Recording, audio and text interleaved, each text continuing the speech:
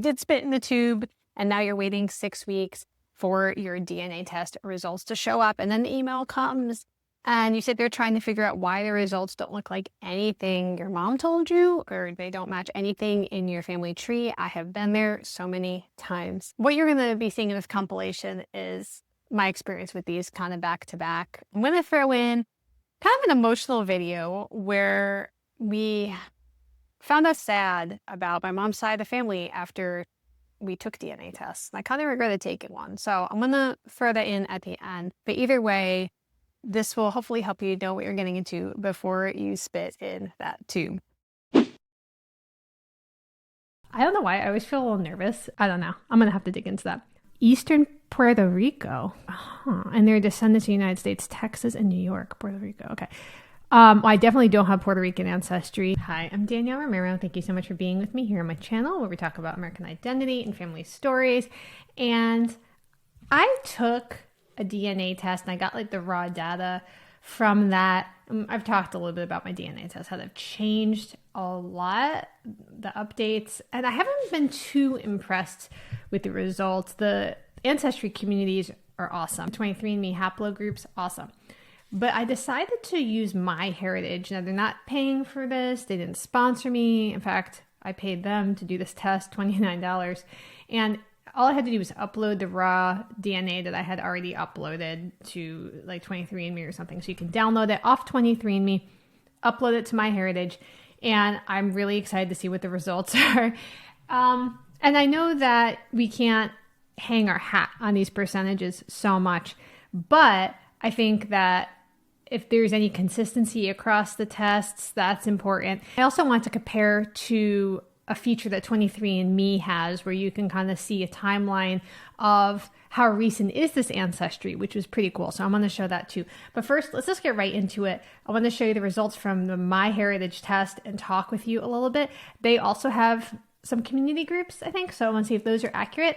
So let's go over there and see what MyHeritage says. Okay, so I'm on their site. Their page is kind of weird. Like, I don't totally understand what Romero website means. I think it's just something that happens when you sign up because I didn't type any of this stuff. So I don't know any of that stuff is. But let's hop over to the DNA and see what is happening. All right, so let's do ethnicity estimate first. I don't know why. I always feel a little nervous doing these, even though it's like it doesn't really matter. Okay, oh boy. Okay. All right. So let's start with, let me X out of this. Okay, so it's saying 29% Irish, Scottish, and Welsh.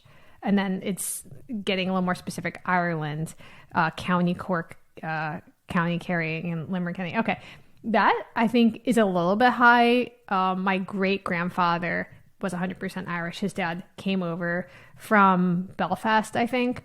And so a lot of the other tests, they'll give me, the Irish is always fluctuating. My Ancestry DNA test went from 5% Irish to 18, then it like went back down. So this is the highest I've ever seen, but I'm glad to see it on there. I'm glad it's being called Irish and not British because paper trail, everything I know about my family, he was Irish. Okay. 29% Italian, but then also 19.5% Greek and Southern Italian. Okay, so most of my family is Southern Italian. I don't know if that was just broadly Italian because they don't know. And then the Greek and Southern Italian makes sense. On Ancestry, they had given me like, I can't remember if it was like 12 or 15% Aegean Islands, which is basically, it's Greece. So that's super cool. I don't think that we actually have any recent ancestry to Greece. I think it's just probably part of being Southern Italian and what happened historically in that area. But that's really cool. All right, so then North and West European, they give me 3%. Like France, okay, I definitely should have some French. I think you're not allowed to do a DNA test in France because I always thought I would have more French. So I'm wondering if like something is confused there with the Irish. Just having that Louisiana Creole heritage, having that Acadian heritage, I would have expected a little bit higher French. So at least it's there, 3.2%. I'll take it. All right, next, Mesoamerican and Andean, 7.7%. Okay, So, what I know about my family story with the indigenous side is, I've talked about this, but my mom's haplogroup is indigenous. It's C1C. So is her mom's, because it's maternal haplogroup C1C. So is mine. My communities are usually San Antonio or Coahuila y Tejas in Mexico. So I'm surprised to see this so far down, because I don't know how, like, I don't think I have Ancestry going down that far. So I don't know if that's correct. Like, I think the percentage is probably correct, but I think they may have, like, Andean is just nothing. I have no paper trail for anything like that. And that would be so far back. So I'm surprised that it's not showing. I mean, it is showing Mexico, so maybe all of that goes together. Guadalajara, I think I had family from there. Okay. So I don't know. Let me know if you have seen, like, why would Mesoamerican Andean? I mean, it's cool, but I don't know if that's accurate. Okay. Next one. So Africa is separated into two. It's basically on here is about 8%. So on my original 23andMe test, I had like 5% Nigerian and then like 15% North African, but North African's actually separated here from that. And we'll get into that. So the Nigerian has me about, about what I would have expected in the location I would have expected based on my family story. And thankfully, some incredible historians have done a lot of work, especially Elizabeth Schoen Mills and the late Gary Mills did a lot of work in Louisiana with Louisiana records. And I was able to pinpoint at least one, maybe it's like 6th great-grandfather, 7th great-grandfather, who was born in Africa and I believe came over on the Middle Passage as a baby. And I usually get like Benin and Togo, Nigeria. And again, when you are looking historically at, people who have enslaved ancestry in the U.S. South, a lot of times you're going to see this region. So that makes sense to me. I don't know about the numbers. And then North African, they're saying 1.2%. I think this is probably connected to my dad's side, because that's the side where I had that 15% Middle Eastern, and I wasn't totally sure what was happening there, because I think when it broke down, it was like Egypt and Iran and Morocco. I think those were the 3 places. So this says North Africa, and I want to look at their communities too. And then they have Middle Eastern again, Egypt, Saudi Arabia. Okay, so this is pretty broad based on the other tests I've taken. I think Israel and what is now Iran. But what was interesting with the 23andMe test was I actually had trace amounts of 23andMe gave me like a timeline. And so they had me as like Italian coming in at like, the most recent ancestry, which is totally accurate because my dad's grandparents didn't come over until like 1923 from Italy. So it's accurate. British and Irish, well, I know that I have that Irish ancestry around the 1800s. So that's accurate. But then you see all of these. But the Melanesian, I was like, I don't know where that's coming from. I don't know why that would be there. I can't really account for it. So this one was kind of neat because I feel like it broke up the African into much more specific areas. But I don't know what Melanesian, I honestly don't even know how that could be connected, what side of the family it would be. So I didn't see that on this test. So Middle Eastern, and then, okay, so then here are my genetic groups. I think this is kind of like for Ancestry, you have those awesome Ancestry communities. I love those. So Creoles of color in Louisiana. All right, so that's spot on. Louisiana, confidence level high for that. Okay. Southern USA, medium. Eastern Puerto Rico. And they're descendants of the United States, Texas, and New York. Puerto Rico. Okay. I definitely don't have Puerto Rican ancestry. My husband does, but I don't. So I don't know if it's getting confused maybe with the Creole. I don't know. French settlers in central Louisiana. I definitely have that. And then UK, Ireland. So it's missing I don't have genetic groups for being Italian, which is weird because I feel like that's my biggest chunk. That's my most recent chunk. So this is pretty cool. So the map, it's just amazing to me, you know, even if you just have trace amounts like I do of some of these things, just going back to this, you know, I think about sitting here and I'm just an American. I'm American from New York. And yet all of these people groups coming together, if one thing had been different, I wouldn't have been here. If one of the bad things hadn't happened, I wouldn't have been here. If maybe some of the more beautiful things that happened in the past hadn't happened, I wouldn't be here. And it, for me at least, has changed my heart, and I think opened up my heart to help me love people better. And, you know, like I've spoken about this before, I'm a Christian, I'm a follower of Jesus Christ. And, you know, he told us what to do. He said, love your neighbor as yourself. And wow, it really doesn't even feel hard to love my neighbor when I see my neighbor in me. I see how we're connected. Now, not everybody is going to have this exact blend, but that's okay, because I think even doing this work, even if we could say these aren't accurate, don't take this as gospel, right?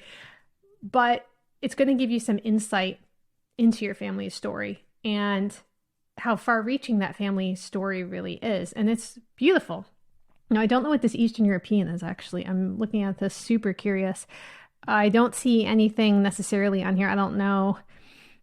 This, you know what I mean? Like, you can't take this as gospel. And it's interesting. Most of the time, this lines up pretty well with my paper trail, but I think sometimes you get groups like Louisiana Creoles or either Southern Italians where we use these phrases, but really being Southern Italian can mean having a lot of diverse distant ancestry, as you can see on my test. So let me know what you think about this. I think the most shocking thing here is I think that the Southern Italian and Greek, they kind of robbed from the Middle Eastern that I usually get.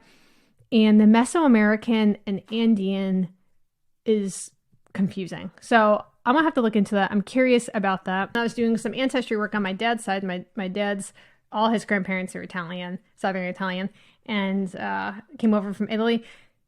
And on his dad's side, like a third grandmother or something is listed in a couple places as being born in Rio de Janeiro, Brazil. She's listed as having an Italian father, at least with an Italian last name. This is in the 1700s, the late 1700s, and an unknown mother. Well, when you know how this works, right? Most of the time, the men are taking women.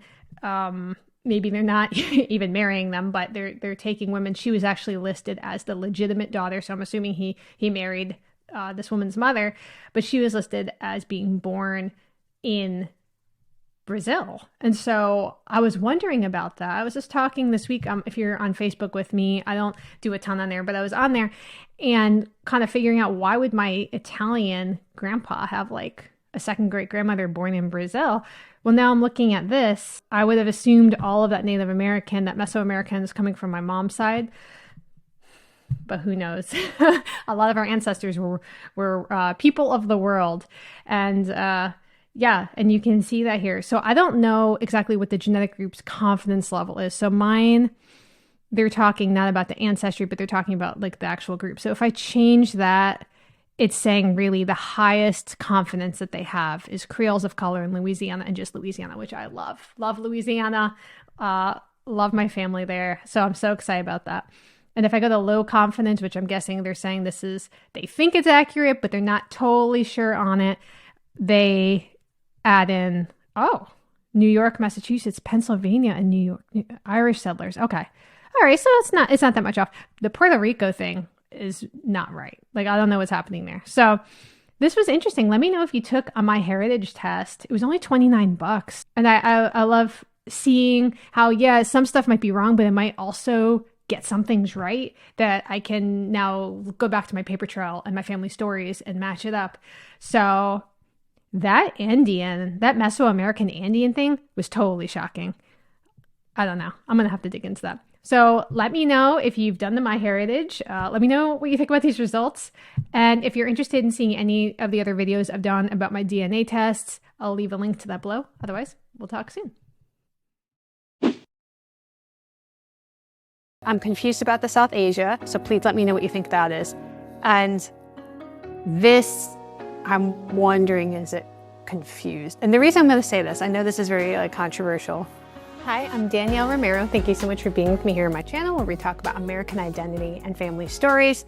And before we jump into the video, first of all, thank you so much who has helped me to reach my goal of buying a new computer because my 6-year-old laptop no longer wants to edit for me. So thank you so much. If you would like to get off YouTube and hang out with me over at Patreon, come on over. It's patreon.com/NYTN. And so today I was actually planning on doing a totally different video, but I keep all of my notes when I have ideas. I use Google Docs so I can be on my phone and I'm somewhere and I have an idea and I write it in there, then I can access it on another computer. And so I went to go log into Google Docs today and it is shut down. I'm usually a pen and paper person, but you try to do digital stuff, you get on board and you get burned every time. So I thought we could do something else. I tried a different DNA place where they take your raw data and they give you your ancient DNA. So I wanted to share it with you. It was really weird, probably not totally accurate, although some people have been really happy with it. So I wanted to show that to you. So I'm going to jump over to that screen so we can look at it and chat. And if you're interested in any other DNA videos I've done, I have a whole playlist of different DNA tests I've taken and kind of complaining about the updates. I did the free report. So you take raw data. I think I don't know if I did 23andMe's data or Ancestry because I have done both. I have the raw data for those. But I uploaded it. I think it's pronounced Admixture and says, hello, your free report is ready. And explore the traces that ancient migratory movements have left in your DNA. With this analysis, we help you understand how various regions of the world have contributed to your unique genetic heritage. And so see my results. So I clicked it. So here I am. Hello, Danielle. And I'm going to show you. So the free one does not include everything, but you can get some stuff, which was really cool. So let's go to Ancestry. Ancient admixture, sorry. All right, so it says explore the traces that ancient migratory movements have left in your DNA.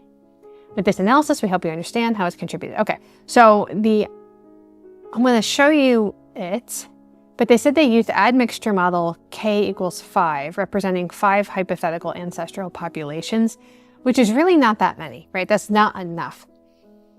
So there's some groups where I'm pretty sure that it's it should be a different group, So 60% West Eurasia, I think that makes sense because my dad is mostly Southern Italian and my mom also has some European heritage from being Irish and Spanish and things like that. So those numbers make sense to me. 6.25% South Asia. So South Asia, I don't know. They're just kind of over here. 3% Amerindian. That's a lot lower than my modern tests have given me, but it's giving me 16-ish% East Asian. And I can tell you for a fact that I have no Asian ancestry. There's no Japanese, no Korean, no Malaysian, no Cambodian, nothing like that at all. So some people, I had posted this in the community notes for YouTube, had said that possibly there's a confusion here where East Asia is also American Indian. Possibly. I really don't know what else it could be because that one 100%. No. This African one jibes for me. Like I said, the numbers have varied for me on my modern tests. We're talking about the continent of Africa. So, according to the continent of Africa, I have a lot of ancestry regions. I have Egypt, I have Nigeria, I have Benin and Togo, I have, I'm trying to think some of the other ones, Morocco. And so it's usually between 7 and 20%, depending on the test and the update. So to say 14.5%, 15% feels reasonable to me. I just don't know what South Asia might be. I'm wondering if that's, I have Turkish DNA. Not sure. But weirdly, even though this is kind of historical DNA, I was surprised by how accurate it felt, except for this. this doesn't make sense to me. So, I mean, I guess if this matched here, that would make sense. I'm not sure what other stuff they have available. So they said you could compare your sample with a Genome Project. And I didn't actually look at this. So let's look at this together. It says, compare your sample with 1,000 Genome Project. In this section, we provide you with a detailed comparison. Remember, this is all part of the free thing. Against 26 populations from this. So it says these are averages. So my sample's here. It says I have a 97% match with Levantine, which is interesting because I don't have Jewish ancestry. I do have, my dad did have some like Iranian and Egyptian, but I don't think that would count as Levantine. So I don't know. I don't have any Finnish, like not even 1%, like not even close. Puerto Rican is funny because I have had people like insist that I was Puerto Rican, like as if they knew better than me. They were not Puerto Rican, by the way. But I do have a lot of Creole ancestry. And my husband has Puerto Rican ancestry. I think his grandma was born in Puerto Rico. And so there is like a very similar mix there between being Puerto Rican and being Creole. It's like you have an indigenous, you have maybe some West African and Spanish. It's like, it's kind of the same mix, right? Iberian, Spanish. Maybe I'm misreading this. If I'm misreading this, guys, help me. Tuscany, Italian, I have a lot of Italian. Northwest European, I obviously have that. I don't have any British at all. I do have Irish, and don't conflate those. Colombian, Mexican, I do have Mexican ancestry. I don't have any Punjabi. And African Southwest, African Caribbean, what is that? Gujarati? I think that's an Indian thing, like from India. Bengali, I don't know. Vietnamese, like this feels like it's devolving. I must not be understanding this. I do have Yoruba. That is a tribe in Nigeria, and that is who we're connected to. Okay, so I may be totally, I might not even know how to read this. So please tell me if I totally misread this. It didn't make any sense. And then this is a way to understand your admixture by painting it. So here's my pattern. It says I have very similar ancestry to Europeans and Native Americans, I guess this would be, which would make sense based on my DNA. And then, I don't know what this is. World reference population. And then East Asia, Africa, so not super similar. It's kind of close to Southeast Asia. So it's kind of like what that pie graph was saying. I didn't see this actually. Maybe I should have checked this. Okay, so I don't see how Neanderthal I am for free. Probably a lot. But so they say you can unlock some stuff. And the only reason I took this was because I saw other people that took it and they were pretty happy with it. I mean, I don't know. Like I used to be super into the tests, and now I feel like the percentages aren't really that helpful. Like you look at them as signposts to be like, okay, you're doing your paperwork, your paper trail, you're interviewing family members, hopefully kind of working out the family story and kind of seeing, okay, does this track with what I've been told? You know, like if you had a Cherokee princess grandmother myth, and then everyone in your family's taken DNA tests, including your Grammy or whatever, and like nothing is showing up, like and you don't have any paperwork to prove it. Like when I say paperwork, I just mean like a paper trail, you know, you're doing your genealogy. And, you know, so you say, okay, well, maybe it's not true, right? So it's nice. I think the paper trail matters a lot, but this is important for figuring out who we're related to. And we've definitely had some surprises with that for sure. So this was interesting. I would agree with it. I'm confused about the South Asia. So please let me know what you think that is. And this, I'm wondering, is it confused? And the reason I'm going to say this, I know this is very controversial, but when you're looking at haplogroups, my maternal haplogroup that's passed down mother to daughter forever and ever and ever, amen, is C1c. And that is indigenous to the Americas. And it's a derivative of haplogroup C, which is an Asian haplogroup. So I'm wondering, that's what happened here. So let me know what you think. Go ahead and upload your stuff to this. I'm curious about your results. Hopefully I will get my Google Docs back up so I can do the videos I'm supposed to be doing. Otherwise, Thank you so much for your support and your love. So grateful to have you here with me. We'll talk soon.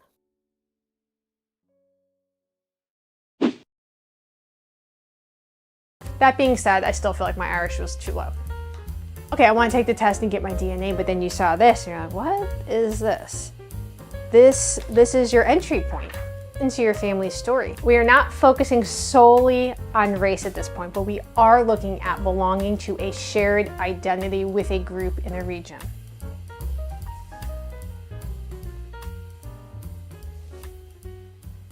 Hi, I'm so glad to see you. My name's Danielle Romero, and welcome to my channel where we talk about American identity and family stories. And if you've been on my channel, you might not recognize me right now because I had a terrible hair coloring incident. I had some gray hair, which is not crazy because I'm almost 40. I had like 5 or 6, and I don't know, it was like bothering me. And so I wanted to dye my hair, and my roots are really dark brown, but the ends in the summer, there was like a line of demarcation. Like you could see where the sun had been damaging my hair in the ponytail in the summer. It was like my hair turns almost like copper in the summer. And so the parts that hadn't been exposed to the sun were dark and it was coppery. And so I thought, well, I'll just color match to my hair color, which is, you know, kind of like dark chocolate brown, and do that. And so I did it at home and it came out way too dark, like way too dark. Thankfully, this kind washes out like 6 weeks, I think. But in the meantime, I don't know. I almost didn't sit down and record, but I'm like, that's stupid. I'll just tell you what happened. So I'm really excited to do this video. And normally for these kinds of videos, I would be like sitting at my desk and doing all this stuff, but we're doing this couch thing right now, which I love.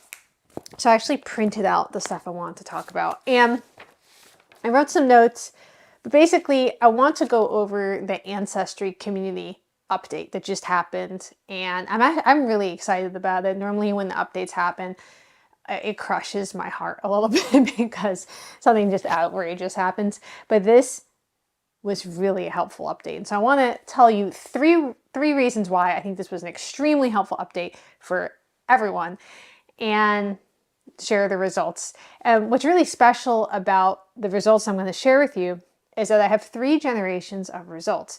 So my grandmother's brother took the test. My grandmother didn't take an ancestry test before she passed away, although I do have her stuff on GEDmatch. So I don't know if there's a way to transfer to Ancestry. I really don't know. So let me know. So I have my grandmother's brother, and that's my mom's mom and my mom's uncle. And my mom took it, and I took it. So I can compare the communities that we got from that side of the family and how different it looks and things like that. One of the reasons why I really love the Ancestry communities, and actually we're going to talk a little bit about the MyHeritage communities as well, because I got those too, is that they tell us not only who we are, but they tell us how we are. And what I mean by that is they give us communities, truly, and in the truest sense of the word. I think it also helps us broaden our definition of what a community is. So we'll go through some of those of mine. But for instance, I think that the DNA communities help us with some true communities of people that have been historically misrepresented or historically hidden, and that clustering is showing up in real time as people are taking these tests, and it's highlighting these hot spots where people have been for a long time. And I love the story that tells. So let's go through, first I'm gonna go through my mom's uncle. So it's my great uncle Danny. This is my Grammy's brother. And he had 7 communities. I'll put this up on the screen too, but I just want to show you what I'm reading from. So his first community was early Louisiana Creoles and African Americans. And then they had like a subset. It said Central and Southern Louisiana Creoles and African Americans. So there was just kind of a little like riff on the same thing. Totally expected that. East Central Louisiana Acadians, and so there you have them making a difference between Acadians and Creoles, which I know, that's a whole thing. If you're from Louisiana or have Louisiana roots, you know that's a thing. The third one was Munster, Ireland. He actually got 2 Irish communities, and I want to talk about that a little bit later on in this video. But his dad was 100% Irish. His grandpa came from Ireland. And so we got 2 Ireland communities, which is really exciting to me. I don't know anything about these areas in Ireland, so I need to research. So maybe you can help me as they show up. So Munster, Ireland, and it says East Cork and Southeast Limerick, Central Munster, and the Galtee Mountains. So I don't know about that.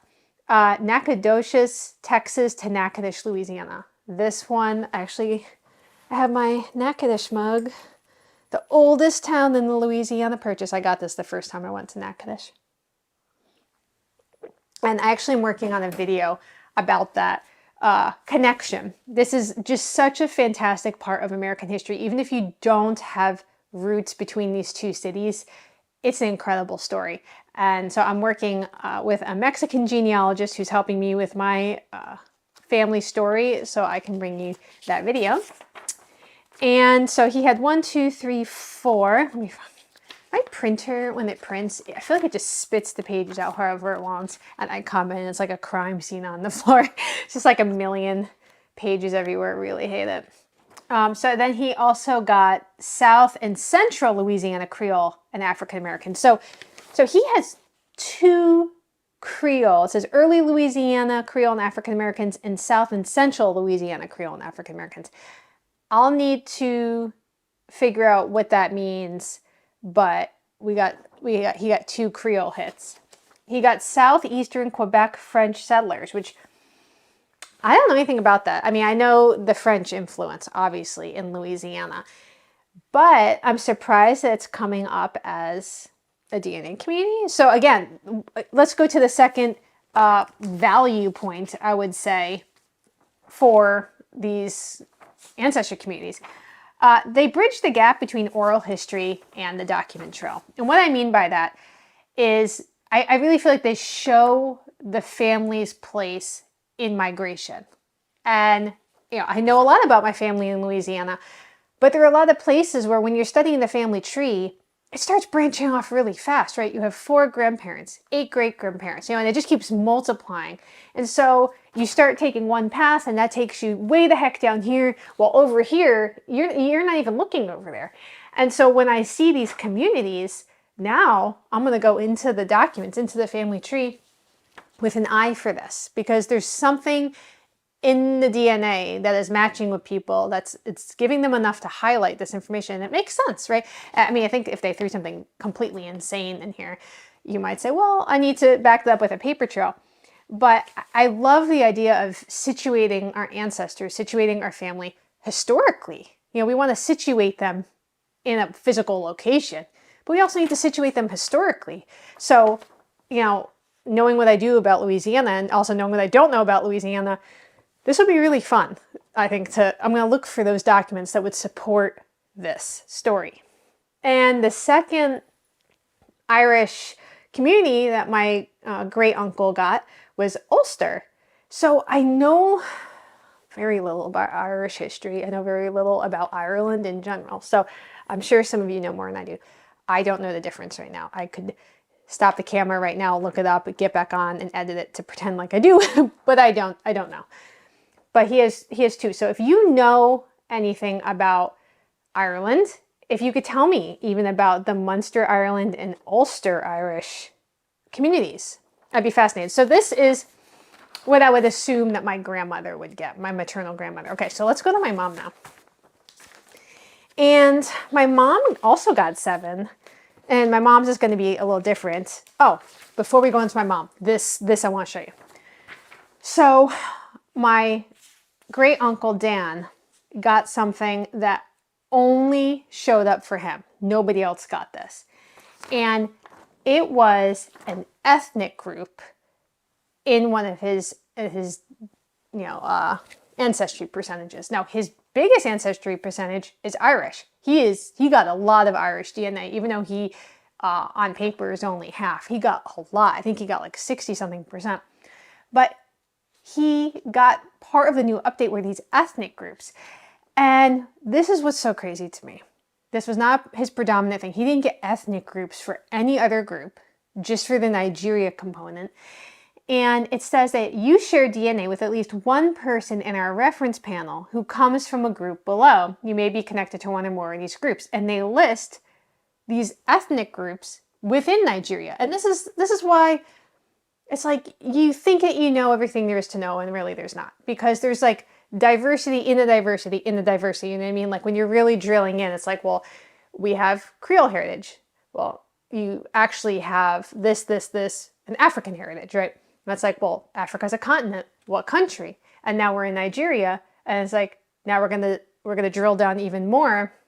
I think it is Yoruba. That is one of the groups that are listed, and there's a couple reasons why I think it's Yoruba. One is I had a professional genealogist like 15 years ago look at my raw DNA, and he actually pinpointed that as like one of my, like he put that in one of my main groups, and I had never heard of it before. But the second thing that just immediately came to mind was someone I think from Nigeria, they said they were from Nigeria, commented on a video about my great-grandmother Lola last year and said, I'm from Nigeria, and here the name Lola means abundance and wealth. Like it was a Nigerian name. And I know that she got her name from her dad's mom. And that was the predominant African Creole line. I don't know. I just thought it was super interesting. And again, now I'm just kind of like put it in the back of my mind and use it to inform my research and kind of test it out that way. So let's go to my mom's. So mom's is a little different. If you watched the last video on my mom, I talked about how, you know, I don't know my mom's dad's side, her biological dad's side. Like I have an idea of some stuff just based on the DNA, but I don't know the family story. But that definitely showed up in her communities. So I just want to talk about hers. So her first one is her dad's side. Central, Southwest Italy. And on her dad's side, there was Sicilian, there was Turkish, there was North African, all kinds of stuff. So that's what that side is. The rest I know is from her mom's side. It's the Louisiana side. My mom also got early Louisiana Creoles and African Americans. My mom also got East Central Louisiana Acadians. She also got Munster, Ireland. She also got Nacogdoches, Texas to Natchitoches, Louisiana. And my mom also got South and Central Louisiana Creole and African Americans and Ulster. Like she basically got everything that her uncle got, except she had the Italian community from her biological dad. Okay, so let me tell you what I got. I only got three ancestral journeys.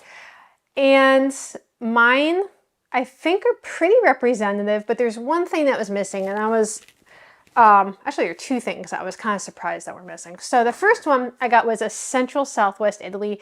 Now, my dad's side of the family they were Italian immigrants from Southern Italy. So I was like, okay, well, dad's being wrapped here, so that's great. I got East Central Louisiana Acadians. Now, I used to have Louisiana Creoles as a community, and then they just switched it. So now I don't have that, but my mom has it and her uncle has it. But I got the Acadians. But I did get Nacogdoches, Texas to Natchitoches, Louisiana. I don't know how they're figuring this stuff out. I don't know if it's like maybe I have more DNA that ties me to Texas than ties me to wherever, and so that's how I got the community. I don't know. But I also got communities from MyHeritage, and I want to talk about those. So the MyHeritage test, I did a whole video on, and I actually feel like the MyHeritage test was the most accurate test I've ever had, based on my paper trail. The Ancestry test I just took, they gave me only like 8% Irish. Now, here's the thing. I'm understanding that the percentages first don't really matter that much. Like, I get that. And also, you know, the bag of marbles that are getting drawn for you from the DNA bag are going to vary. That's how it works. You know, siblings aren't going to match and all that. That being said, I still feel like my Irish was too low. So the MyHeritage one, just very briefly, I'll show you this, and then I want to tell you about the communities. So I have about 30% Irish, and they also had Limerick there. I was about 30% Italian, about 20% Greek and Southern Italian, so just like Mediterranean. 3% North and West European, 7% Nigerian, so that ties in with what my mom and her uncle got. 1 or 2% North African, about 3% Middle Eastern. Okay, but they gave me genetic groups, and I think this is my heritage's response to the DNA communities. I got Creoles of color in Louisiana, so they let me be Creole on this test. I got just a general Louisiana genetic group. That is like the craziest thing. Like Louisiana is they're just like, we don't know what to do. Just slap Louisiana on there. Southern USA, like again, not super helpful.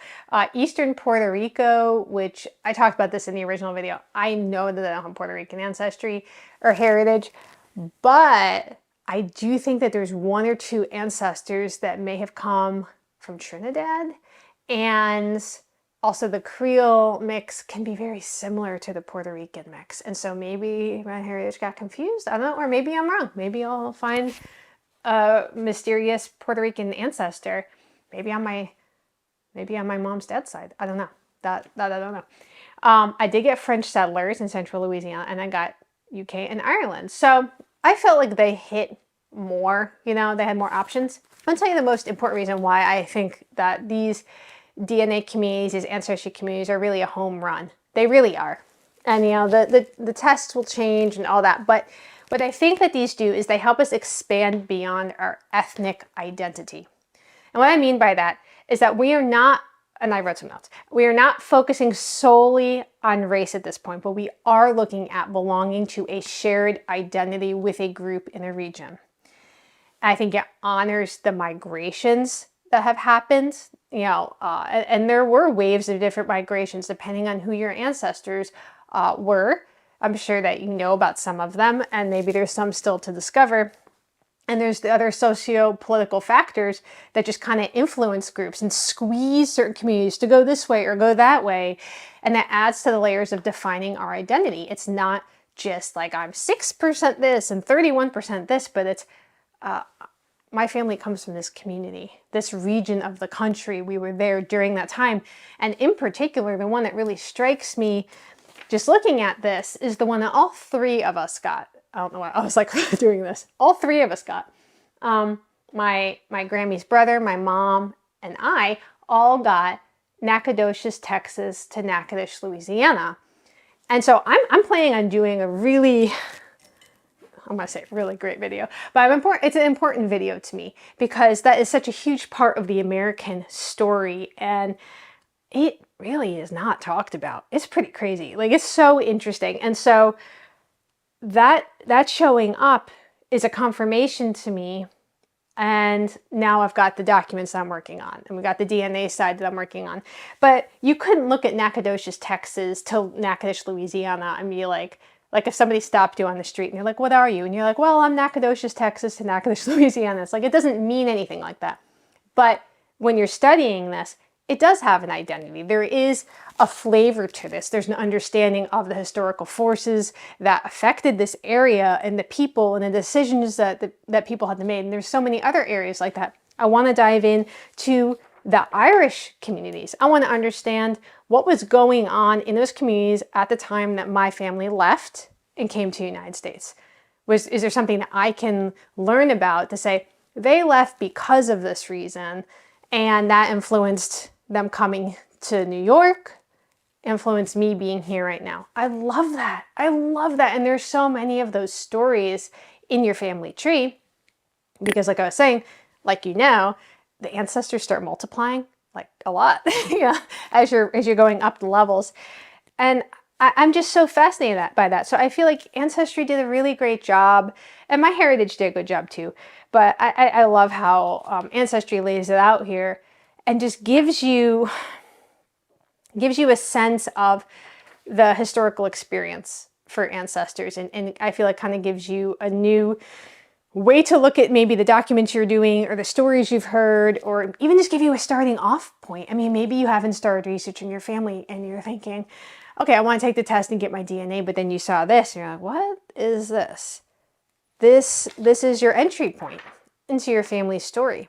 I think it's just super awesome. So I'm really excited about that. And I'm interested to hear if you got the ethnic groups. I think the new rollout was supposed to be like new African groups. So maybe that's why I think maybe that's what it was. Now that I'm on here, that may be why we only got an ethnic group for Nigeria and not an ethnic group for Ireland or whatever. That I would be really interested to see. When I was studying a little bit about Ireland, these areas are not monoliths, as I've shared with you before as I've been researching this. And I would love to drill down more. And I just appreciate this so much. So let me know if you have taken this test. I know a lot of people hate giving the government the information. I completely understand. I mean, that ship has sailed for me. So now I'm like, well, I'm in it now. But I just love seeing these ancestral journeys. Something that Ancestry does not give, though, the 23andMe gives. The one thing I'd say 23andMe gives a leg up on is the haplogroups. And so my haplogroup and my mom's haplogroup are maternal one that gets passed on as C1C. And it's interesting because that one's indigenous to the Americas, but as you can see, it's not like there's a ton of indigenous ancestry here. The only place really where you would see it would be the Nacogdoches, Texas to Nacogdoches, Louisiana, but it doesn't matter what the amount of the DNA is. This is just a marker that gets passed on. So it got passed on from Lola to my grandmother Marian, to my mother, to me, and I passed it on to my daughters ostensibly. And if they have daughters, it would get passed on to them. It's just really cool. It's a really cool part of the story. So let me know if you saw this and what you think about this. I only got 3 ancestral journeys. So my mom got 7, her uncle got 7, and mine got shaved down to 3, but I still feel like it's some really good leads. So I'm excited about that. And it's finally cold here in Nashville. I was just on my back porch enjoying it. This is what is so sick about Nashville, though. It is cold out. Like, I had to put my sweatshirt on, and you can grab these at newyorktonashville.com. There were mosquitoes on me. It is so cold that I need a sweatshirt, but the mosquitoes, they're like barely hanging on, but they found me. And I just hate that there's no break point of, well, now it's not as nice and warm anymore, but at least it's chilly with the bugs gone. It's like, no, it's chilly with the bugs here. So I don't know what to do about that. But I was glad I got to wear my sweatshirt outside. It made me so happy. It was a professional that looked at it, and I cannot believe I forgot about this. It was just so long ago. It was tucked away in a file on my computer. The best guess from his program, if I was only 2 things, what would I be? And then it branches out and says, if you were only 4 things, what would I be? So the 2, I don't know if you can guess. The first one was Europe. Hi, my name's Danielle Romero, and thank you so much for being with me here on my channel, where I have been exploring my family's hidden heritage and digging into questions about being an American. So I put a poll out on my community page about, did you take a DNA test? And I've touched on my DNA test a little bit here and there. I actually did a video complaining about how much my DNA test has changed over time. And I did another video sharing the community groups that my mom had, which were actually really helpful and really interesting. But I want to talk a little bit more about something that I found on my computer that I totally forgot about. So I had my raw data downloaded. So I actually started with 23andMe, and I downloaded the raw data. I remember I deleted my account. I don't know why I did that. Like, I don't know what it was. I thought it was stupid and I deleted it, but thankfully I at least downloaded my raw data. So the raw data is pretty crazy. I'm going to share it on the screen with you. And while I was looking for my raw data, I forgot that I had a professional look at the raw data 10 years ago when I first took the test. Because when I first took the test, 23andMe was totally different. I remember getting my results, and there was like a little banner, and it basically said, congratulations, like your results are here. And it said, you're Italian, you're Irish, and you're Mexican. And I was like, Mexican? Like that? Yeah. So that's where all the questions started. And of course, that was a lot of other things too, but those were the majority. So that's how they introduced it back then. Well, I was really confused about the results. And so I was a part of a group on GEDmatch, which I'm really bad at GEDmatch, but it's kind of a place to dig in deeper to raw DNA. And I saw a man named Dr. Doug McDonald, actually, I think it's J. Douglas McDonald, was running a special project. And in this project, he was trying to look at non-standard DNA. That is to say, DNA that was not just majority one group and had ties to the Americas. So I emailed him and said, hey, I don't know if you're still looking for, some of the people to participate, but here's my information, let me know. I didn't think he was going to respond, but he did respond, and he took my raw data and he ran it through this program he was building out to interpret that data. So before I share that, because I found the screenshots for that, I want to tell you a little bit about what Dr. McDonald was doing. He's a chemistry professor, but he also does like genetic genealogy. He had a project that was called BGA. It was quite popular in the genealogy world for a few years. It was basically one of the more informative ways of interpreting the raw data for a long time. So what he was doing was he was accepting raw data from genetic customers and who tested through 23andMe and using in-house software that he had created and was building out. And so he gave me a chromosome painting, an admixture breakdown, and all kinds of cool charts and stuff that I'm going to share with you in just a few minutes. So basically, the BGA tests are not always accurate. None of these tests always are, right? But it was supposed to help determine the geographical origins of an individual's ancestors based on these DNA markers. Now, part of the problem with my raw data, as you will see, I'll put up here, I have a lot of unassigned DNA. So let me go through just a couple of screenshots here with you. So I took screenshots of almost all of the raw data so I could show it to you. So this one shows Italian on these chromosomes, Native American. And then page 2, all unassigned. You see all unassigned there. This page, more unassigned, West African, West Asian, and North African. Next page, all unassigned. It's a lot of unassigned. Next page, all unassigned. This is my DNA. Next page, all unassigned. Next page, all unassigned. And this was the first page. There was one chromosome that had Ashkenazi Jewish. That was the only one. And then this was all East Asian and Native American, and it goes down to European. So there was a lot of unassigned DNA. Well, that kind of doesn't make sense, right? Like, doesn't mean that the DNA, it belongs somewhere. So I was hoping that Dr. McDonald's geographical approach could help me and not so much get a percentage breakdown, but get a step back and take like a macro look at this and say, okay, well, where are the basic places where my ancestors were probably from? And he did just that. I can't believe I forgot about these results until just now. So I'm so excited to share them with you on here. So let me show you what he sent me. And he explained to me in an email how to interpret the screenshots. What he said in this email is he said, please read the file because things can be misleading unless you understand how to interpret the data.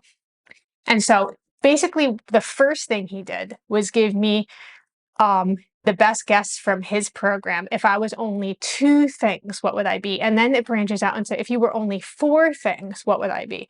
So the 2, I don't know if you can guess. The first one was Europe, various subcontinents. And the second one, the other half, 46.5% my DNA, his guess was Mideast, all, I think it's pronounced Druze and Palestinian, which was like totally crazy to me.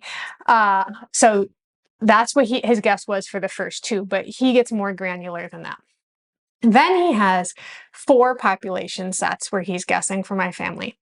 And I'll toss them up on the screen, but I actually thought they were really good guesses. So basically, the first column, his guess is some kind of an Italian. It's Tuscan, it's Italian, or it's Sicilian. I was like, that is accurate for sure. Second column has a guess. It looks confused. It's trying to guess between Sephardic, Armenian, Cypriot, Tuscan. Not totally clear on that. Third column, all Maya, which he makes a note about that. So I want to explain what he meant by Maya in a second. And then last column was the African American. He has Mendenka and Yoruba listed. So this seemed really, really accurate because I am mostly Southern Italian, Sicilian. And then There's some stuff that we're still kind of trying to figure out, more of like the Middle East, North African side. That seems pretty evident in the second column.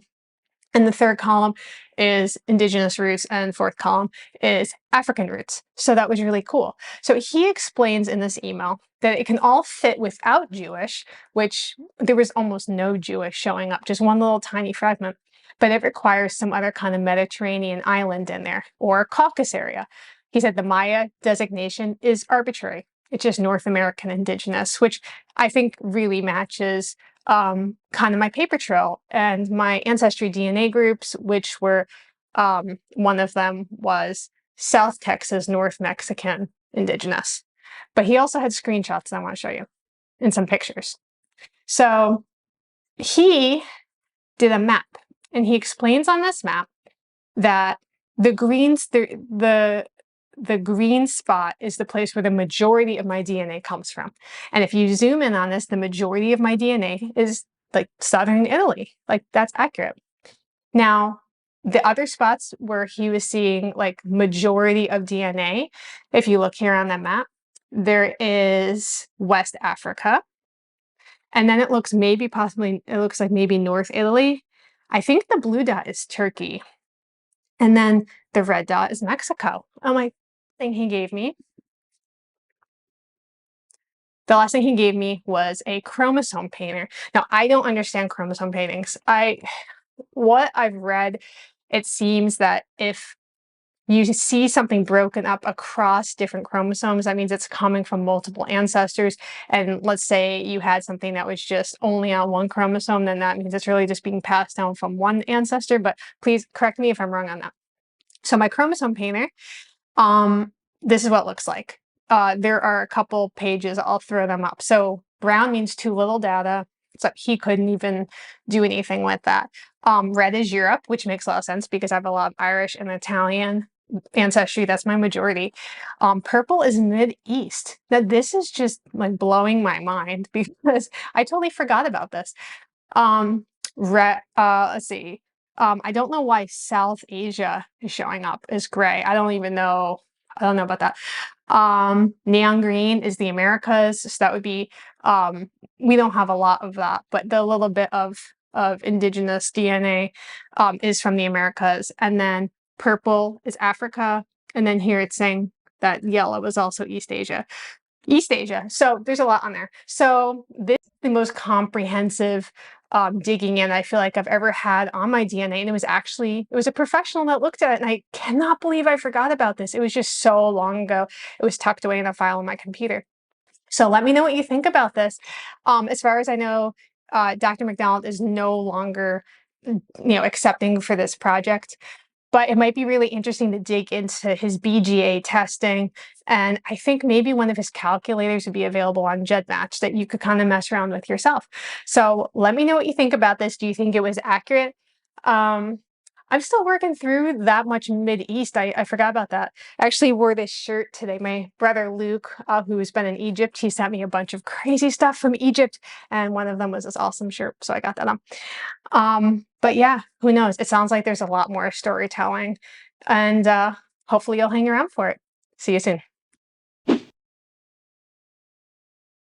And my grandmother was at the end of her life, and maybe some of the things she had been afraid of, some of the things she had been hiding, didn't seem like they needed to be hidden anymore.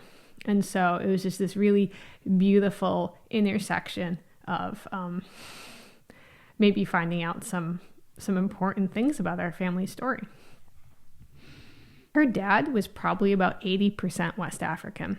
She'd never be associated with she would be part Creole, but she was part Creole. I don't look enough. There is no enough. There is no enough. Hi, I'm Danielle Romero. Thank you so much for being with me here on my channel, where I talk about American identity and we talk about family stories.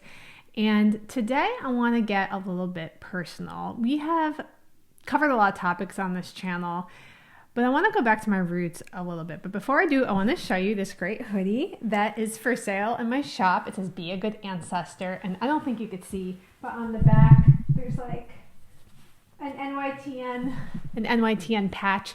This is the greatest hoodie of all time. I love hoodies. I'm really picky about them. So it took me a while to find the right one to put this on. But it says, be a good ancestor. And that's really what this video is all about today. And if you like an ad-free experience, you can join over at Patreon, and I'll leave a link to that below. So this entire channel began when I saw a picture of my great-grandmother and my great-grandfather. They were my mom's grandparents and my Grammy's parents. And my great-grandmother Lola was born in Louisiana, I now know as a woman of color, in 1900. And she married an Irish boy from New York who was down in Louisiana working on airplanes. I think he was some kind of an engineer. And his grandfather had come from Belfast, Ireland. And I'm actually going to cover a little bit of that in the next video. This was an unlikely pairing for so many reasons. If you know anything about the American South and what was going on in the 1920s, this was the height of Jim Crow.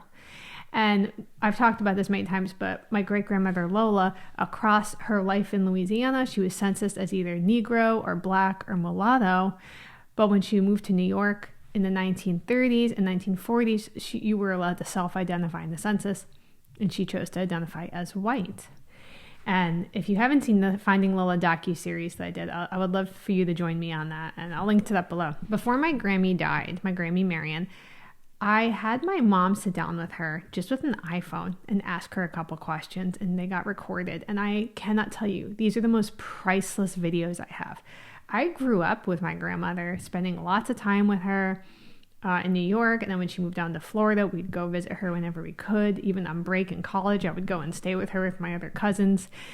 And we talked a lot. And I remember being in college and sitting down with her in the kitchen and asking her, I like vividly remember this because I was eating a bowl of like cut up fruit from Publix, because when you go to Florida, you have to go to Publix, and asking her about her ancestry.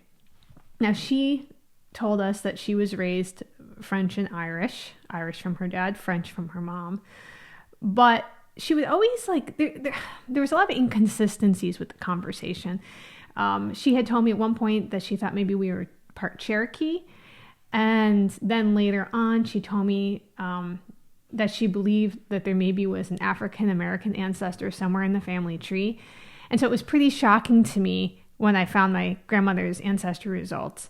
It was nothing like she had prepared me for. I want to share about my grandmother's ancestry test results, and obviously by default mine. But there's a complexity here. I want to share some video of my grandmother talking about her mom. And like I said, this was something that had just, it blew me away. And I was so thankful for this. So if you haven't done this for a family member, I highly, highly recommend it. We actually had used, I think, the Marco Polo app, which is free. My mom was sitting there and had my grandmother give a video response. And I don't know if it was maybe this combination of I knew the right questions to ask, and my grandmother was at the end of her life. And maybe some of the things she had been afraid of, some of the things she had been hiding, didn't seem like they needed to be hidden anymore. And so it was just this really beautiful intersection of maybe finding out some important things about our family story. Hi, Danielle. It's Grammy. Anyway, it's good to talk to you. So anyway, you want to have some questions answered? All right. So where did your mother, Grandma Lola, grow up? She grew up in Bastrop, Louisiana. So did she ever talk about Louisiana to you? No, she never did, and we never saw any people that lived, even though she did write to people. Like your heritage, like did your mom tell you like what your ethnicity was growing up, or like what do you consider yourself? Like what were you told as a child growing up? That we were French and Irish, and that my mother, she never wanted to be associated that she was part Black. What is it? Mulatto? No, this is from the South, coming from the South, because there was Black people mixed in there with white people. Uh-huh. And they called it, I thought it wasn't Caucasian, it was something else. Creole? Like Creole. Is that a thing? That is something. She'd never be associated with she would be part Creole, but she was part Creole. And so the problem with DNA tests is that my grandmother and a couple of her brothers have all taken them, and the results have not matched up perfectly, okay? So that's one of the things that we have to keep in mind with the DNA test, because one of my Grammy's brothers took it, and he had a lot more of this than somebody else, but it's like these were siblings. So I'll just give you the very general even numbers, and every update was a little different, but my grandmother was about 50% Irish, so her dad was Irish, and I'm really looking forward to sharing some work on my Irish genealogy with you on here. And she was about 20% West African, and she was about 10% Indigenous Mexican, and the rest was French and Spanish, which makes complete sense. But what's so interesting about these numbers is that if my grandmother was 20% West African, that means Lola was probably about half Black. But I grew up culturally white, whatever that means. And it's just fascinating to see how quickly you can lose that connection to your very recent ancestry. Taking it a step further, if based on the information I know, I think most of the Indigenous heritage comes from Lola's mom's side, which would mean her dad was probably about 80% West African, which would mean that my great-great-grandfather on that side would be considered Black. He was a Black man. And I think it's difficult when we're reconnecting and we're open to reconnecting, but I don't look like that. I don't look like that, and maybe I don't necessarily look Irish enough to connect to that, or Italian enough, or whatever. And I think we need to remove that verbiage from our vocabulary. The enough. I don't look enough. There is no enough. There is no enough. It's just simply who you are. This is who you are, and nothing can change that.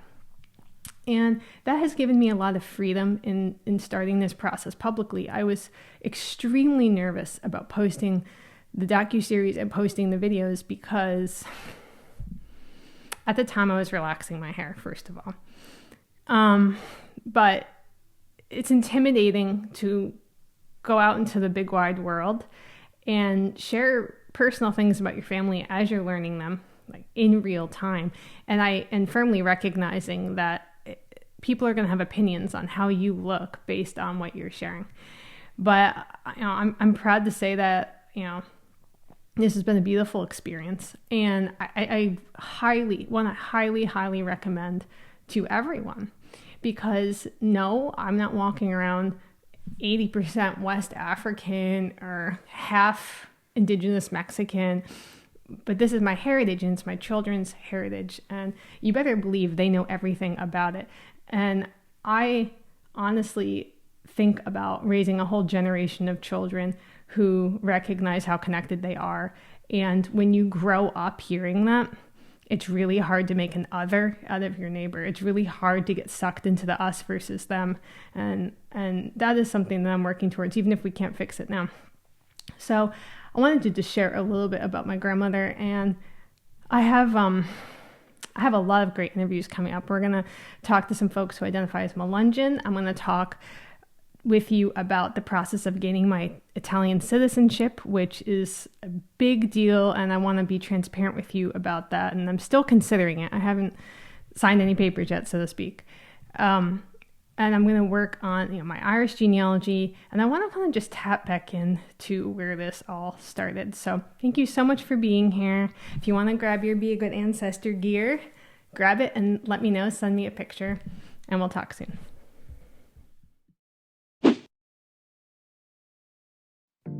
I still remember the day I got the results.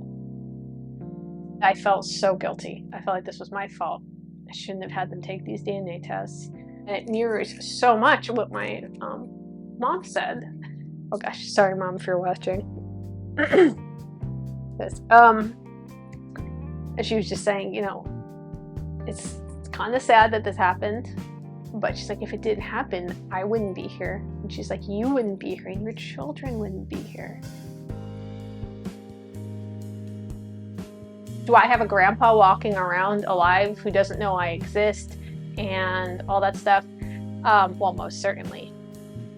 But also, I had a lot of anger. I was really angry at my grandmother, my Grammy Marian, which then I was angry at myself for being angry at her, because doing genealogy and ancestry work and family stories work, this is intimate stuff. It literally does not get more intimate, because we're digging into like, and who had babies with who, and who's their child, and who's their mom. It's like, this is not for the faint of heart.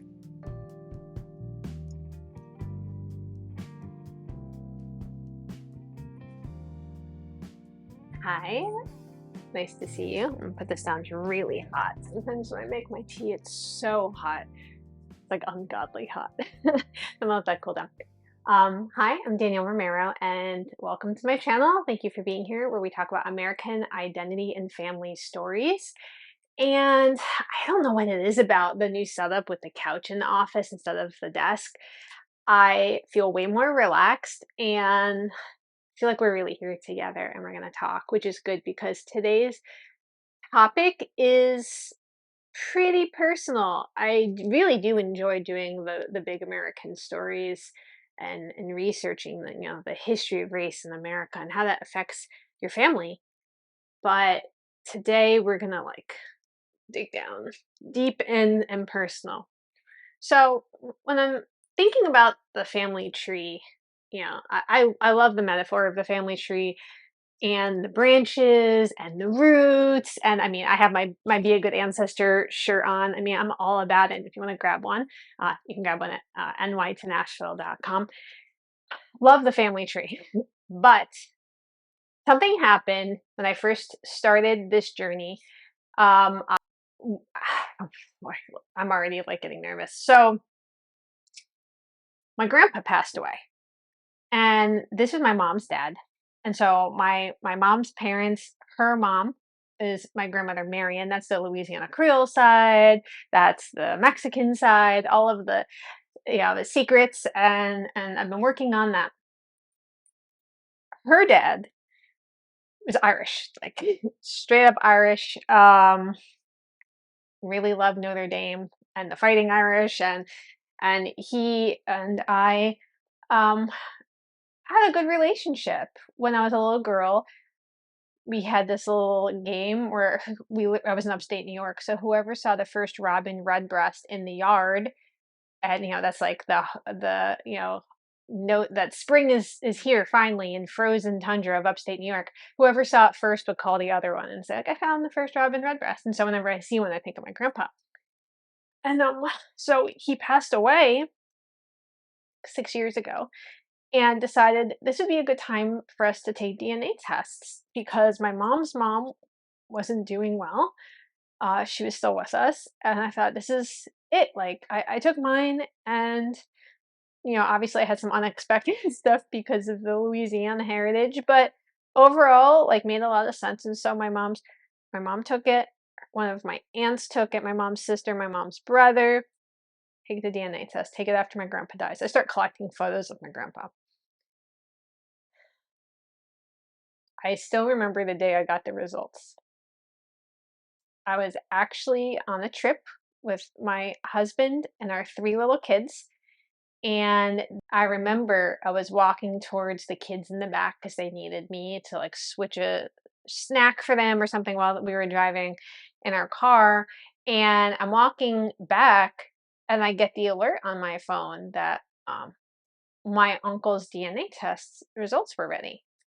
This is like my uncle. Like, I remember going to their house when I was little, and we grew up with these cousins and everything. So I open up the test, and I see that he's not matching as a full uncle to me, and he's not matching as a full sibling to my mom. And I was like, this is weird. Then my mom's other sister takes the DNA test, same thing. So this was her older brother and her younger sister. And my aunt, who I adore, love so much, so thankful for her, she had the same thing happen. She showed up as my mom's half sister, and for me, a half aunt, which, she's still my aunt, but you know what I mean. And so it turned out that I was looking for one thing in the family story with this DNA test. I was looking for ancestry answers. I was looking for, you know, questions to who are we? And there were some things I had taken for granted, like my grandpa's side of the family. Well, it turns out he wasn't my biological grandpa. He wasn't my mom's biological dad. I did not know what to do with this information. I freaked out in the car, freaked out. I think the kids ended up falling asleep while we were driving because they were still little. Not they did that back then. And I was just a total mess. I had so many emotions. Guilt was a big one. So guilty. I felt so guilty. Which we'll get to that. Regret, shock, anger, confusion. And then there's flashes of like the reality of it. I was like, well, I have a grandpa I don't know about. Who is this person? What is this person? Is he still alive? How did this happen? What's going on? What do we do? And then the horrible pit in my stomach of saying, I've got to tell my mom. I went back and forth about that, about like what to do with this information.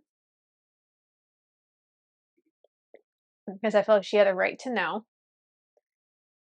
But I felt so guilty. I felt like this was my fault. I shouldn't have had them take these DNA tests. I shouldn't have pushed for this. But it's like I had no idea that this was going to happen. I mean, like, to tell you that these DNA tests radically changed my life in so many ways would be an understatement. I felt like a branch of the family tree was broken off. I alluded to this a little bit in my video a week or two ago when I was saying I had worked out my grandpa's family tree back to Ireland. And I remember in, I don't know, an emotional state of some kind, deleting it. I don't know, should I have deleted it? No. But I was like, I'm not related to these people, you know? And to me, it really felt like the most physical thing I could do to like saw that branch off and be like, okay, it's not part of my tree. I'm getting rid of it. I'm cutting it off. I'm getting rid of it. And, so I've had a couple years to work through this, but how did I tell my mom? So what I ended up doing is I called my dad, and this was back when we still lived in New York. So we were, just a couple minutes away from each other. And I brought him to Dunkin' Donuts. That's his place. That's our place. Love Dunkin' Donuts. To get a coffee. And I was like, I need to talk to you. So I get a coffee. We can drive around. And I told him, and I was not really sure what to do.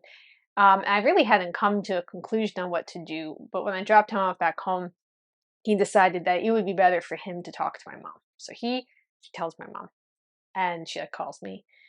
And it was just really weird. And, we're still working through all of that stuff because my mom is incredible. She is one of those people. Literally nothing can get this woman down.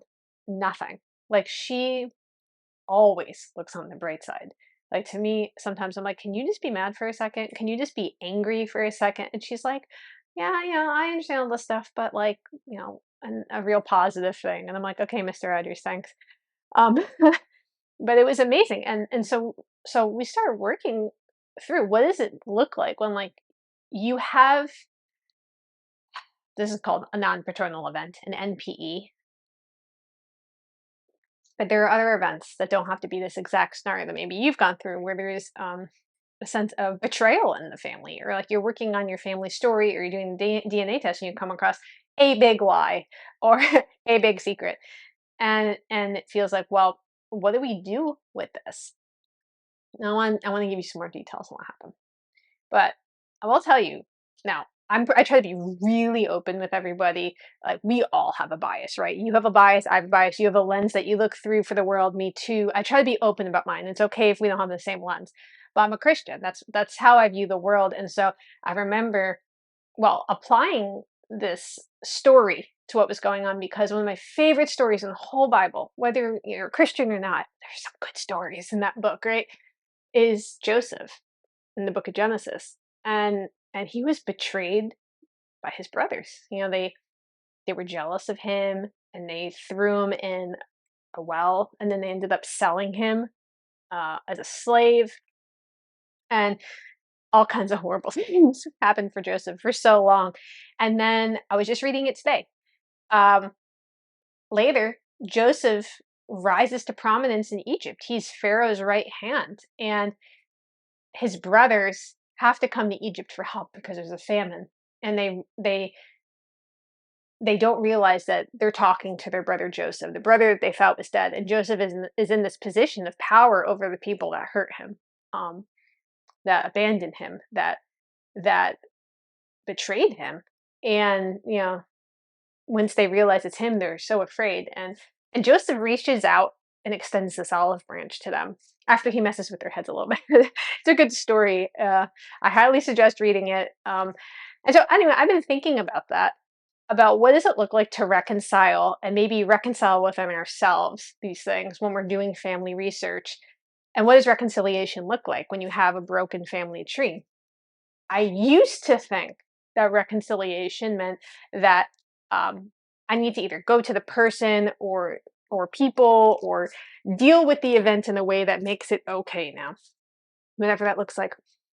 And I'm realizing that that is not true.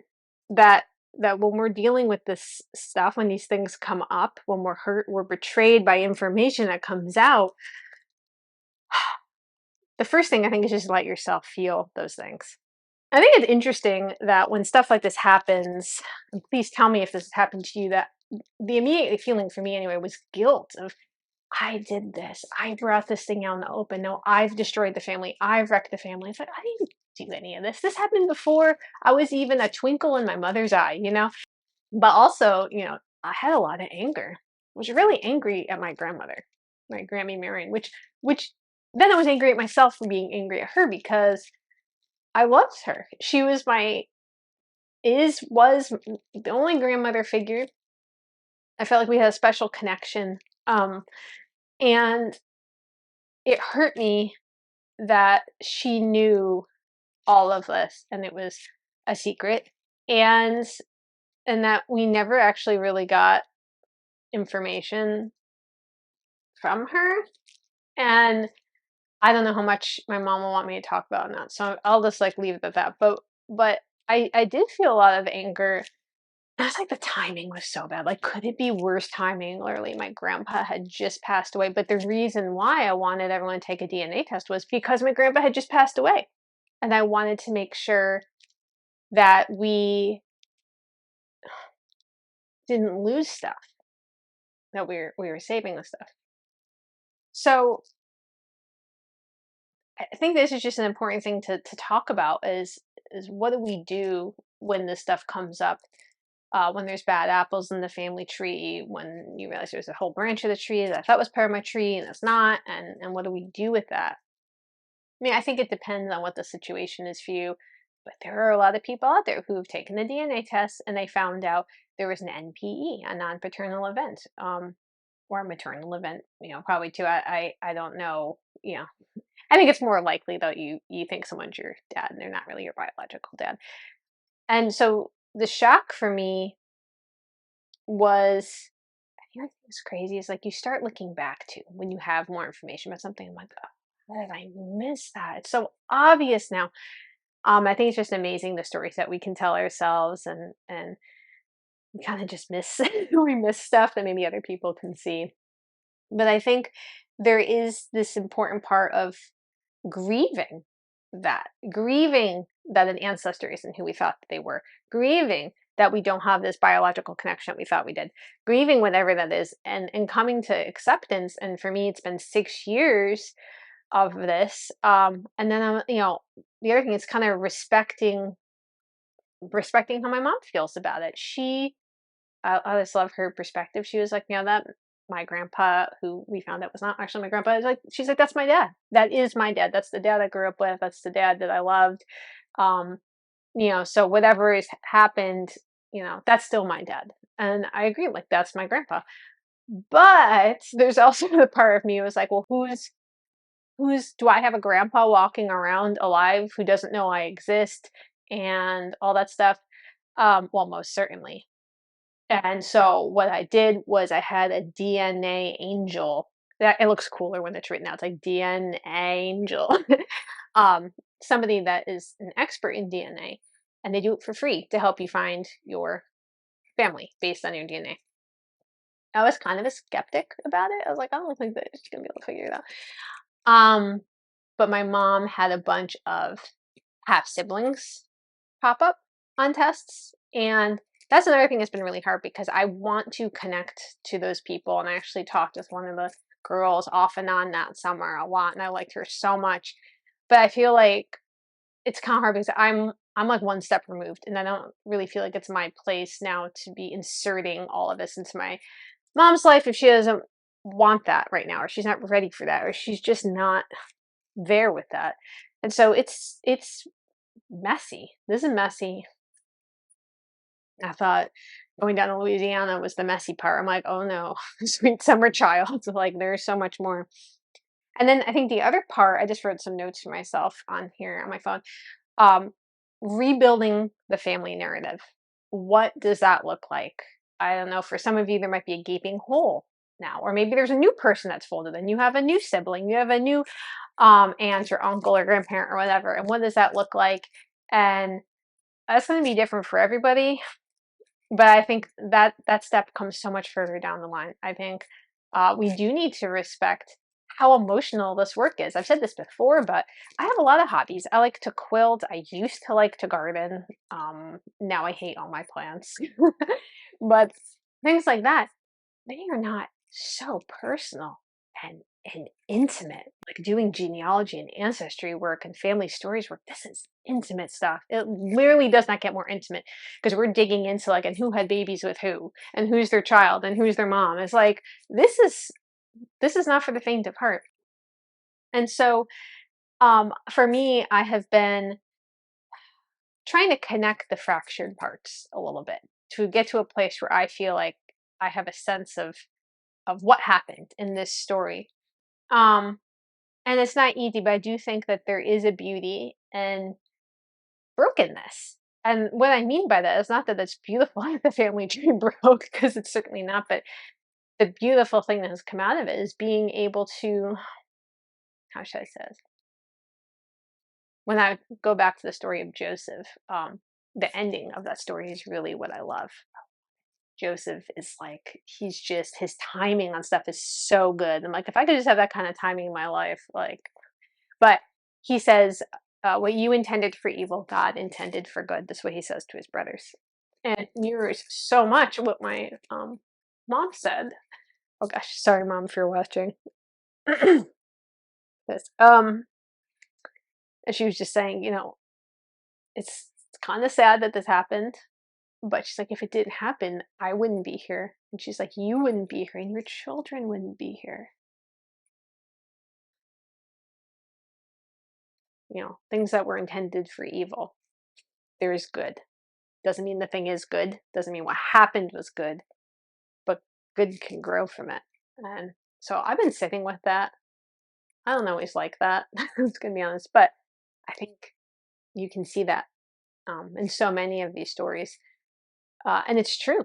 I mean, I don't want to get into all the sordid details on here, but if that scenario had not happened, I wouldn't be here today.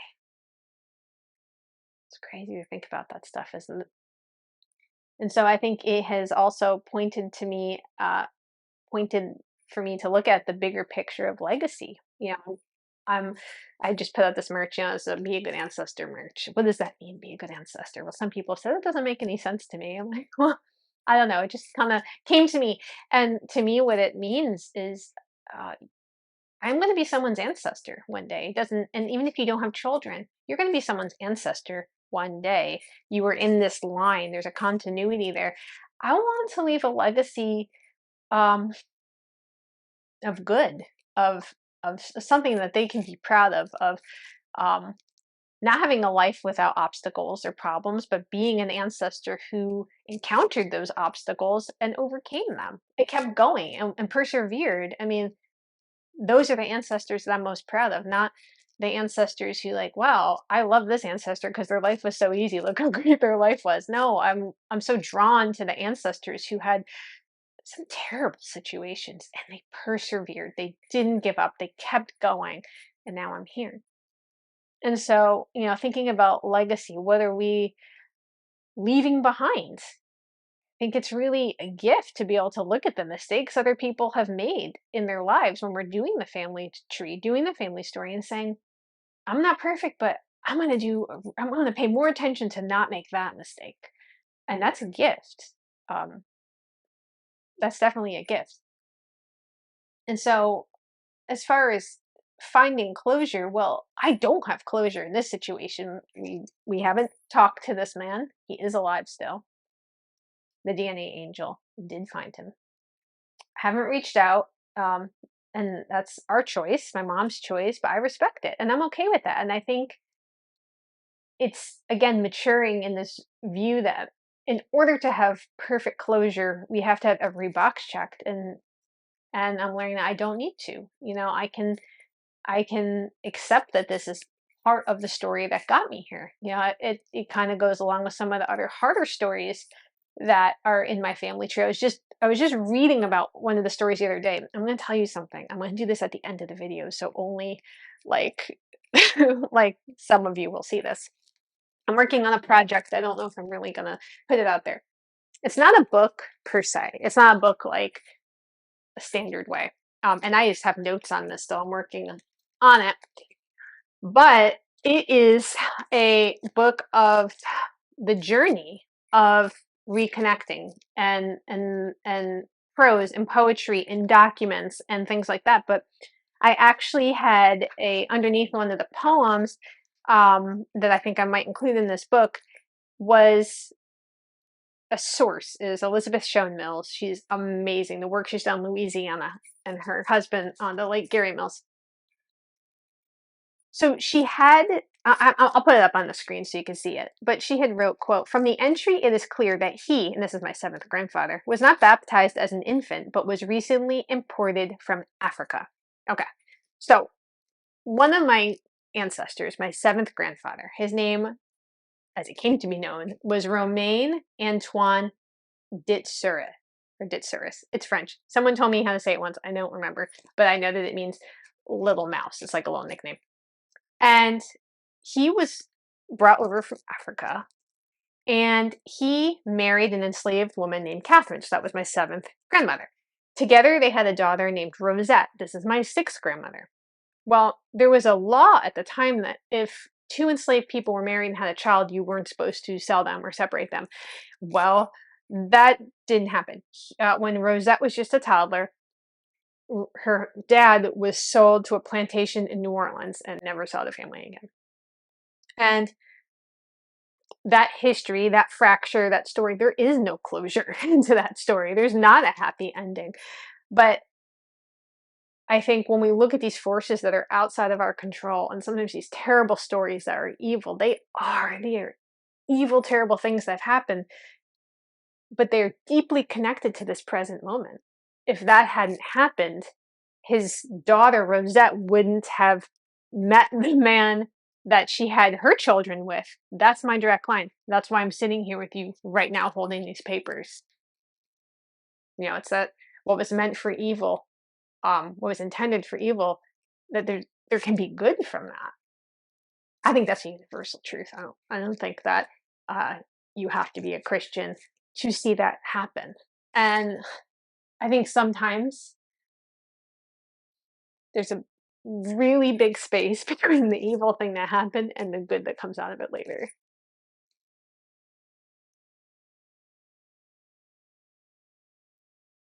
So I gotta sit with that. I can take a little tea sip for that.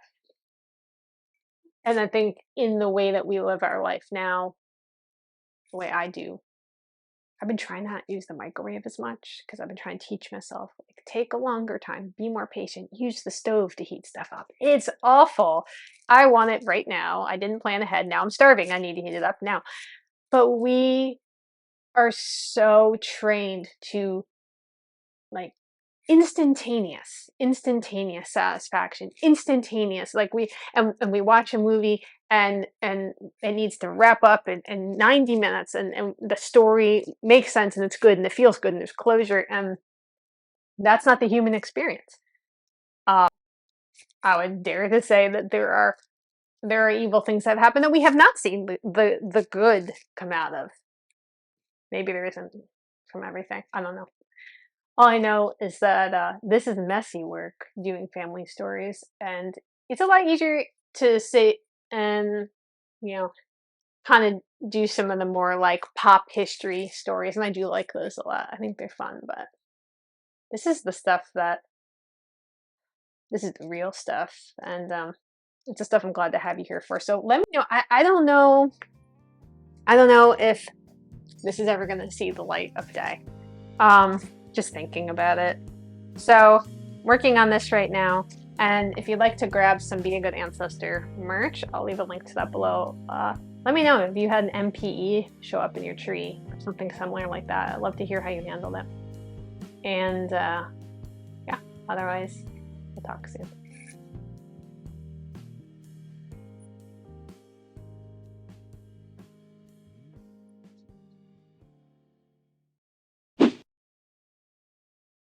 If your DNA test shows some things that maybe seem wrong or places that you weren't expecting, I wouldn't dismiss them right out. Have you taken a DNA test? I've taken a lot. And I've definitely opened up updates and said, this cannot be right. This cannot be right. The hell with that stupid DNA testing. The test that I found the most accurate to my paper trail was the MyHeritage test. I did a whole video on that. I thought the percentages were so close to what I expected. Like I said, it matched my paper trail, except for this one thing. I was like, what?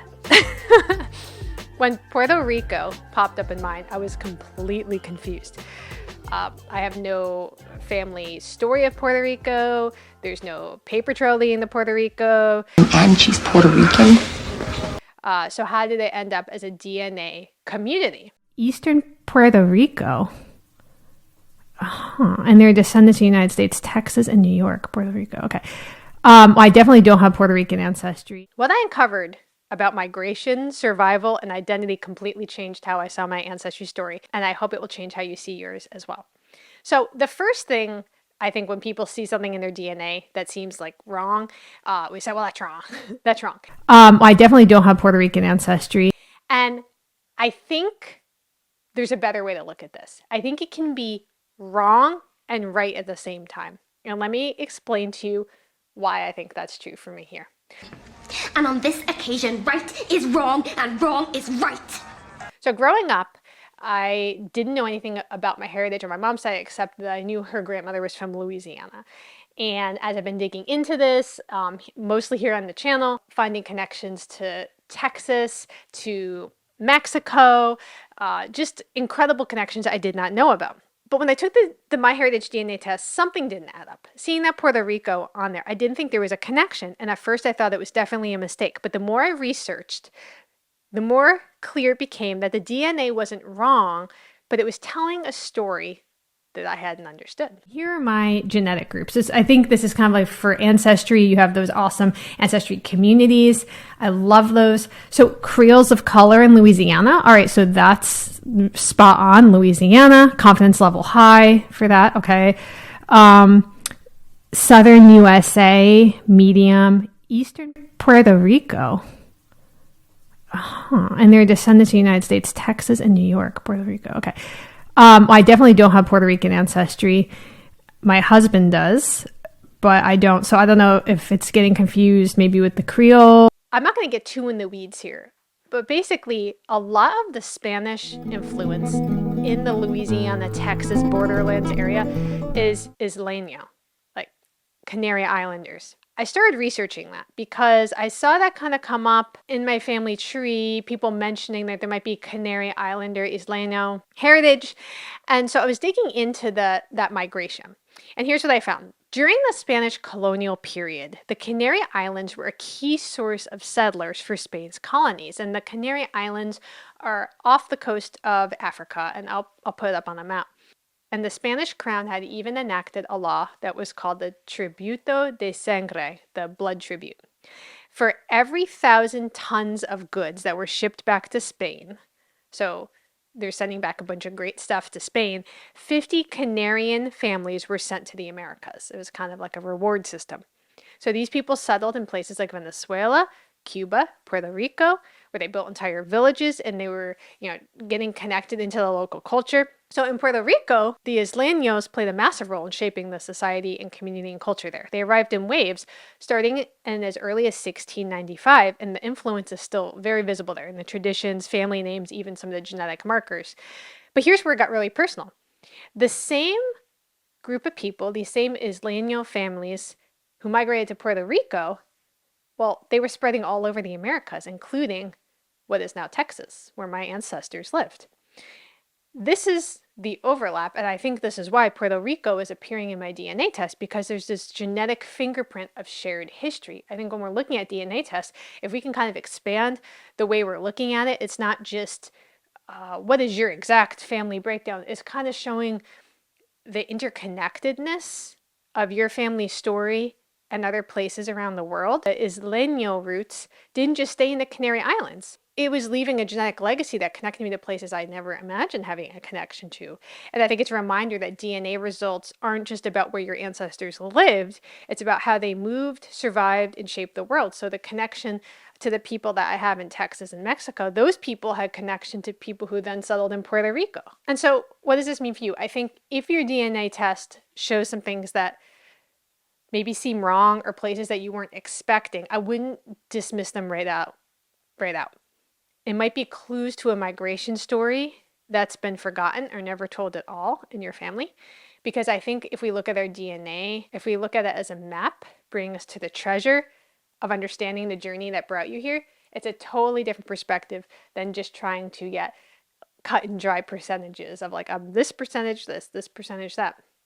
And it's helping me to understand a little bit about the journey that my ancestors took, where they could have gone, and how different the story would be. I mean, I wouldn't be here if my ancestors had gone to Puerto Rico instead of going to Mexico and then marrying people who were there and all of that. And it's incredible. The story of our family is amazing, and I know yours is as well. So let me know if you have ever taken a DNA test, and if you have, do you have something like this where it popped up, you're like, this is kind of wrong, and then you kind of were able to look at it a different way, maybe it made sense. And if you haven't taken the MyHeritage DNA test or a 23andMe or Ancestry test, I took all three. I recommend taking all three. They all have different things that are really valuable. I'll leave a link to those below, and let me know what you think. Otherwise, we'll talk soon. Over the last 2 years, I've been telling the stories that often get ignored. But lately, I've been facing an uphill battle behind the scenes of each video. My videos are getting flagged by YouTube when all I'm doing is sharing real history. If these stories have ever resonated with you or given you a new perspective,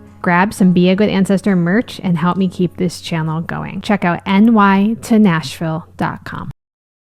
You made it to the end. It's amazing. Let me know what you think I'm missing. And we'll talk soon.